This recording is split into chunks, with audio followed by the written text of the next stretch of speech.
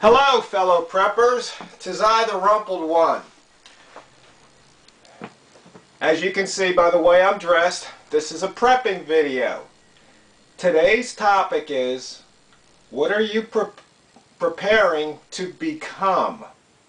Now, see, most people out there are preparing for hard times, economic collapse, stuff hits the fan scenario. But see, that they're thinking outside of themselves.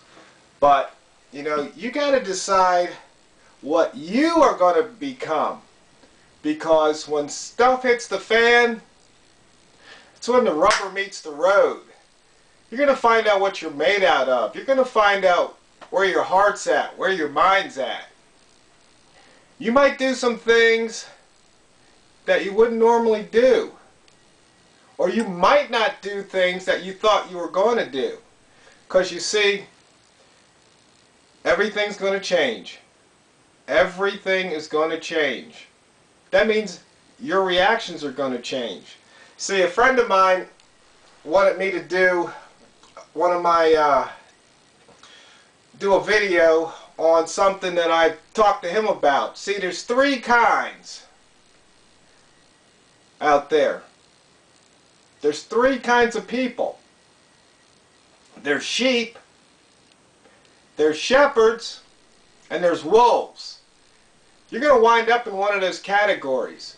See, a sheep gets led by a shepherd, but the shepherd shares the sheep and sometimes eats the sheep. Well, the wolves, they eat sheep.